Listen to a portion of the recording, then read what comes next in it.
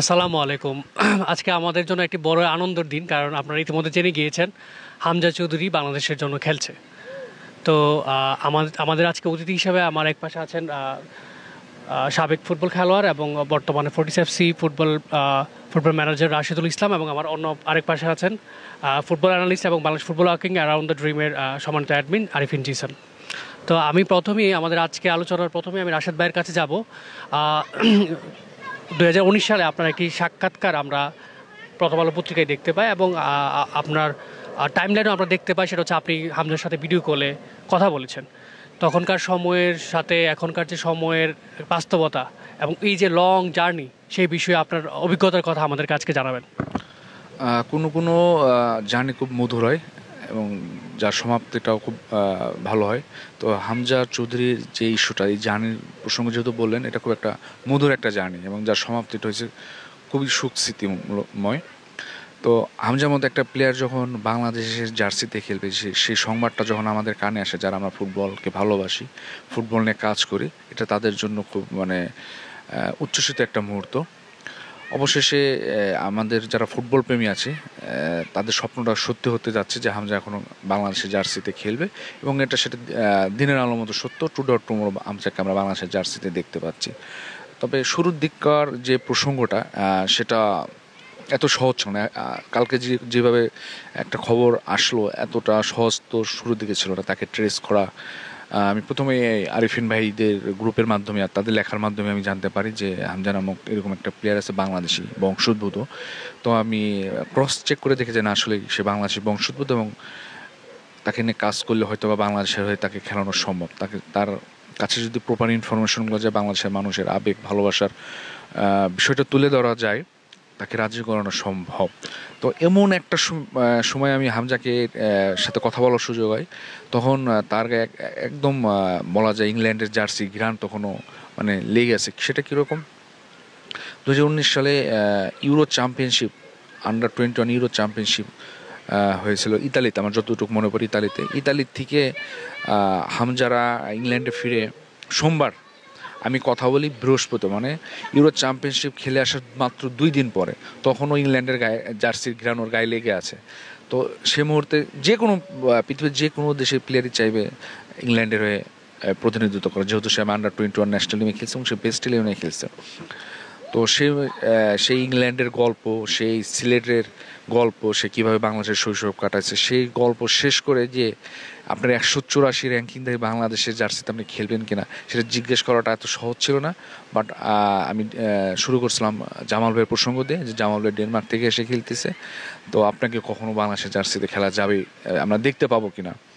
সে খুবই বাংলাদেশের প্রতি, সে ভীষণ বিনয়ী, বাংলাদেশের মানুষের প্রতি তার ভীষণ ভালোবাসা। আমার এখনও মনে আছে, তার মেয়ে কোলে বসে আছে, তার আলাইনা সম্ভবত না, মেয়ে কোলে বসে আছে কোলে, আমার সঙ্গে সে খুব খুশ মেজাজে সিলেটি ভাষায় কথা বলতেছে। আমি প্রথমে খুব অবাক হয়েছি তার মুখে সিলেটি ভাষা শুনে। আমাকে বললো, আপনি তো আমার দেশি ভাই, বাংলাদেশের জার্সিতে খেলতে পারলে ভালো লাগতো। একদম স্পষ্ট আমার মনে আছে সেইভাবে কথা বলতেছে। তো সে বলছে যে ভবিষ্যৎ দেখা যাবে, বাট আমি ইংল্যান্ডের জার্সিতে আগে খেলতে চাই। এটা খুবই স্বাভাবিক। তখন খুব বেশি অগ্রগতি হয়নি, বাট পরের বছরে এসে সে স্পেসিফিক একটা তথ্য আমাকে দেয় যে আমি আরও 2 বছর দেখবো। তার সে একটা তথ্য দিল যে আমি আরও 2 বছর দেখবো, একটা টাইম লাইন সে বেঁধে দিল।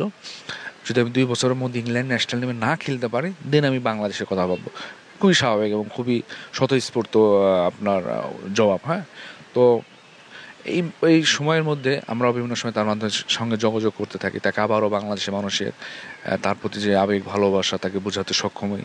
ইভেন তার বাবার কথাও বলতে হবে স্পেসিফিকভাবে। তার বাবা অনেক অনেক চেষ্টা করছেন তাকে, সে কীভাবে ছেলেকে কীভাবে বাংলাদেশে খেলাবে। তার বাবার প্রতি আমাদের সবার আমাদের কৃতজ্ঞতা। তো শেষ পর্যন্ত সেই স্বপ্নটা সত্যি হতে যাচ্ছে যে হামজাকে আমরা বাংলাদেশে জার্সিতে দেখতে পাবো। বাংলাদেশ ফুটবল ফেডারেশনকে ধন্যবাদ, তারা এই লম্বা জার্নিটা তারা লেগেছিল।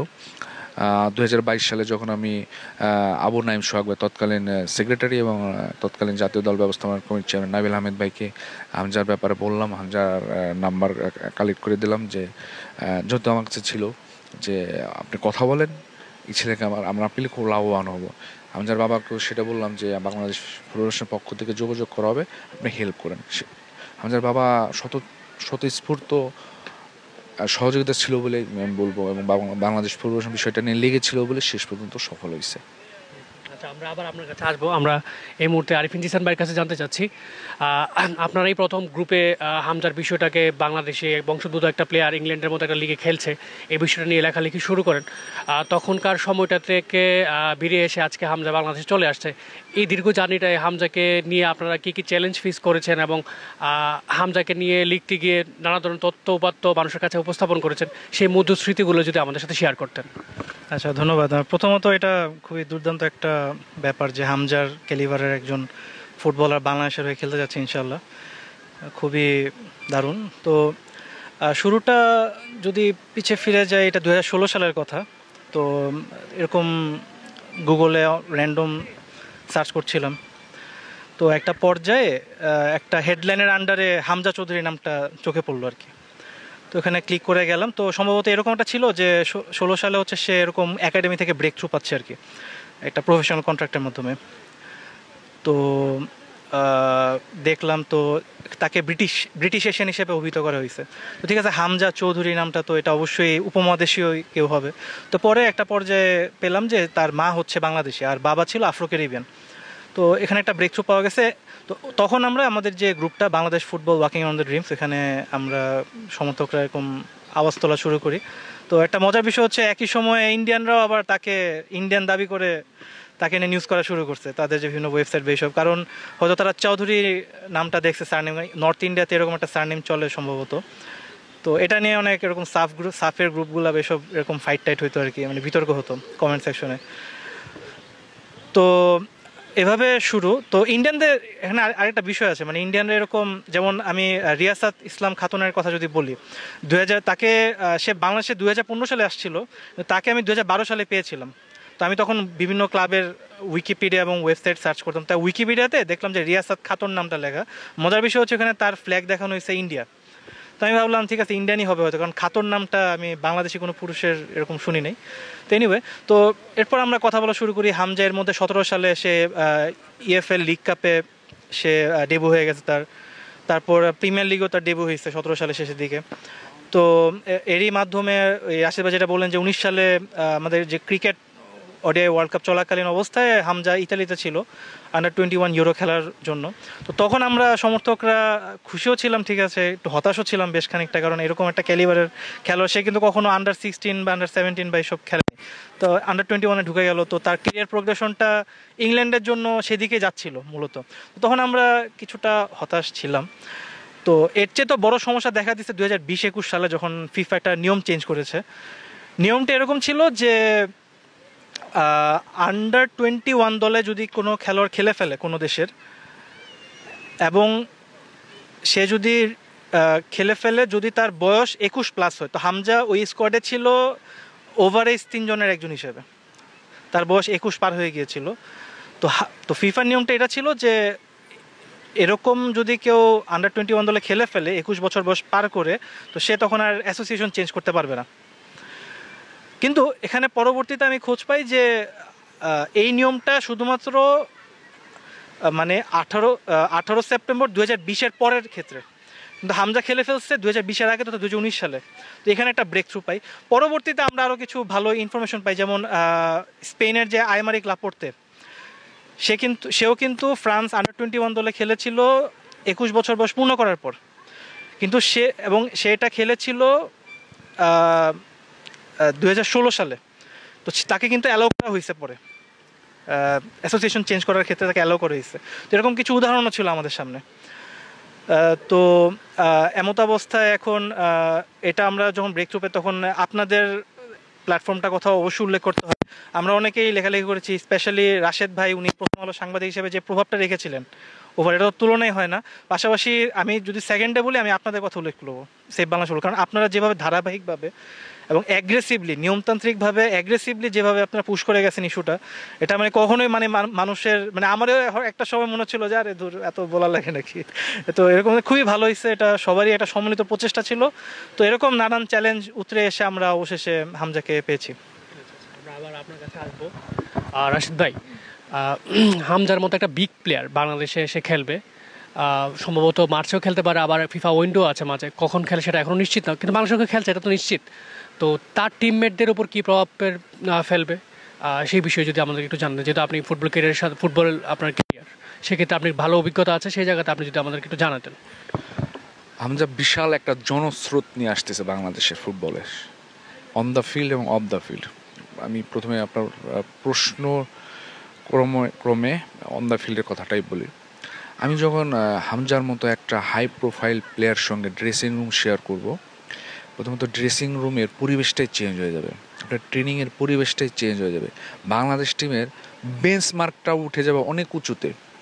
যে আমরা যদি কোনোটা বেঞ্চমার্ক দিই বাংলাদেশ টিমের মানদণ্ড ধরি, সেটা ইমিডিয়েটলি মানে কালকের সিদ্ধান্তর পরে হামজা এখনও দলের সঙ্গে যোগ দেয়নি, তবুও আপনি যদি ওভারঅল পরিবেশগুলো দেখেন, ফুটবল রিলেটেড পরিবেশটা দেখেন, অলরেডি কিন্তু একটা সুবাতাস বইতে শুরু করছে। হ্যাঁ, আমি যখন হামজার মতো একটা প্লেয়ারের সঙ্গে আমি ট্রেনিং করব, হামজা যখন আমার থেকে অনেক উঁচুতে, আমি ওর কাছাকাছি পৌঁছতে চাইবো, অ্যাটলিস্ট ওর কাছে না যেতে হবে, ওর কাছে কীভাবে পৌঁছানো যায় এবং ও কীভাবে ট্রেনিংয়ের শুরুতে কীভাবে ওর নিজেকে তৈরি করে, শেষ পর্যন্ত কীভাবে মনোযোগ ধরে রাখে, টেকনিক্যাল বিষয়গুলো কীভাবে ব্যবহার করে, প্রতিপক্ষ নিয়ে সে কীভাবে চিন্তা করে, তো সব যদি সাইকোলজির কথা বলি, সে কীভাবে ভাবে, সে নিজেকে কীভাবে স্থির রাখে, তো প্রত্যেকটা জিনিসই একটা প্লেয়ারের ওর কাছ থেকে অনেক কিছু শেখার আছে এবং সেটা আমাদের প্লেয়াররা শিখতে পারবে বলে আমরা বিশ্বাস করি। কারণ আমাদের প্লেয়াররা আসলে 184 র্যাঙ্কিং দিয়ে আমাদের দেশের জাতীয় দলের প্লেয়ারদের আমি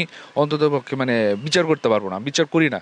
আমাদের দেশের প্লেয়ারদের আমি মনে করি অন্ততপক্ষে 184 র্যাঙ্কিংটা ওদের সঙ্গে যায় না, ওরা যে মানে আছে, বাট আমরা 184তে আছি, এটাই সত্য এবং এটাই বাস্তবতা।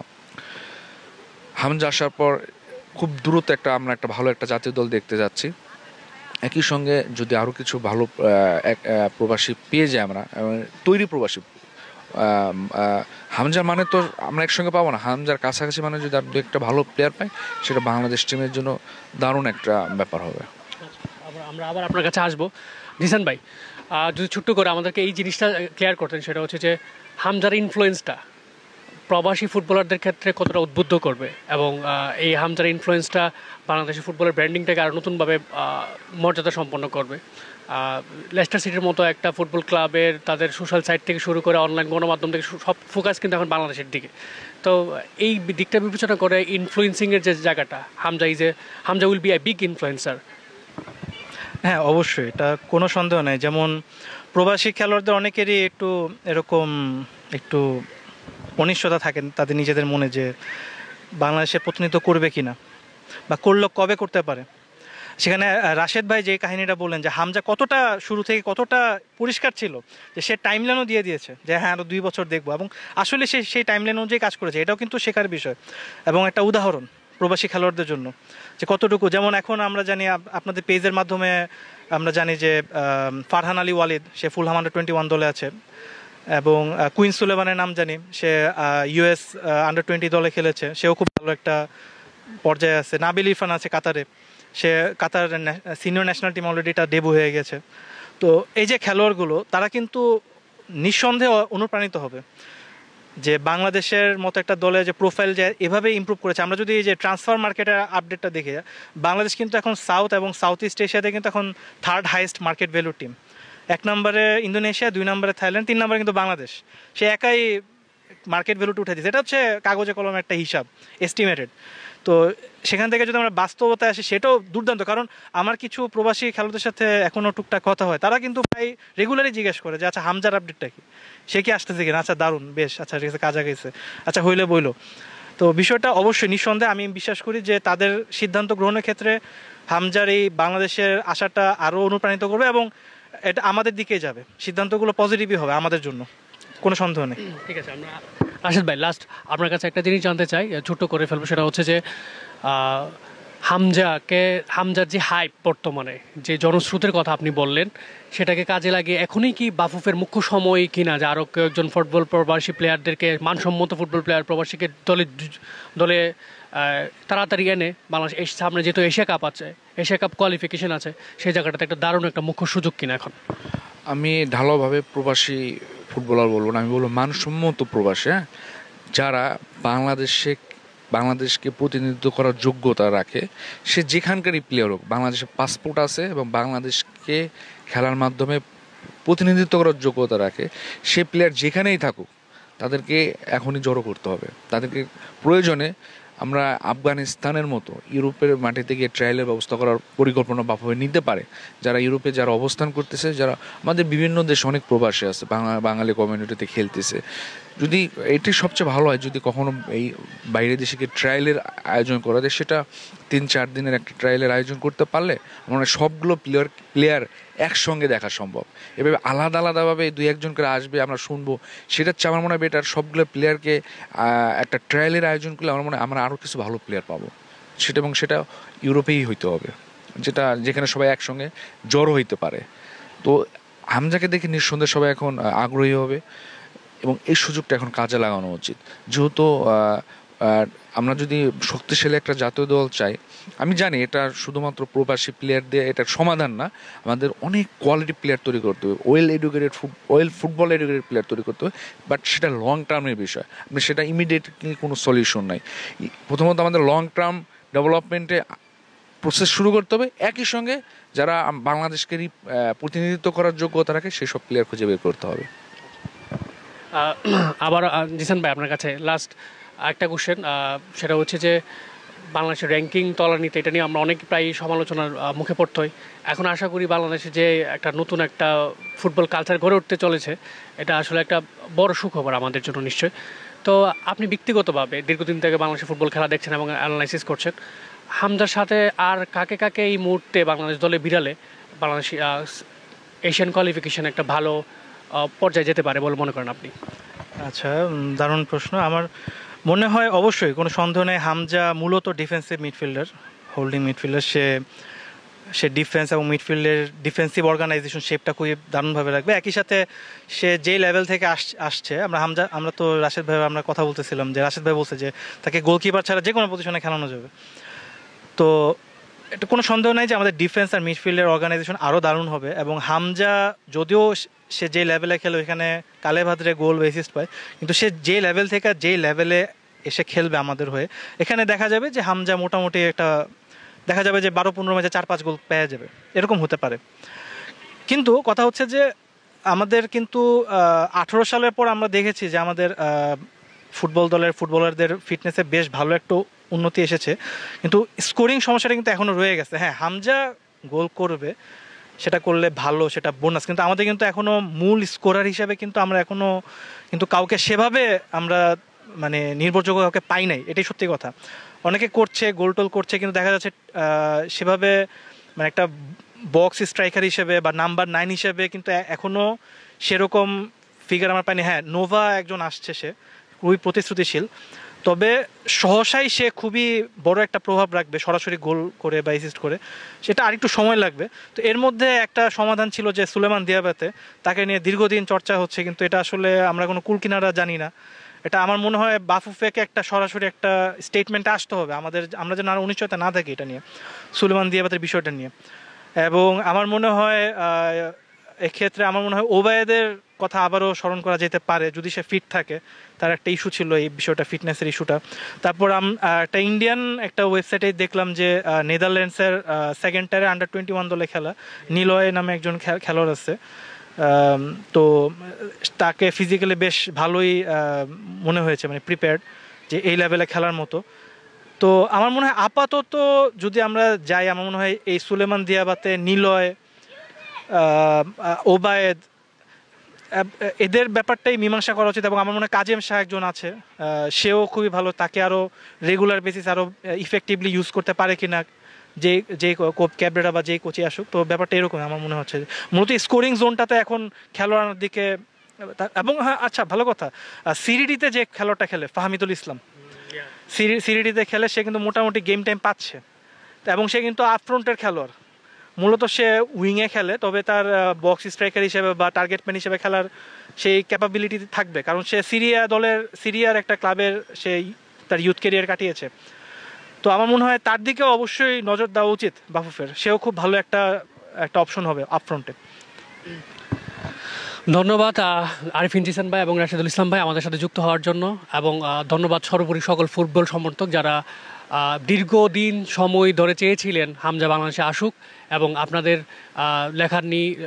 লেখালেখির পাশাপাশি অকুণ্ঠ সমর্থনই হামজাকে বাংলাদেশে আসতে বাধ্য করেছে বলে আমি মনে করি। ধন্যবাদ সবাইকে, আসসালামু আলাইকুম।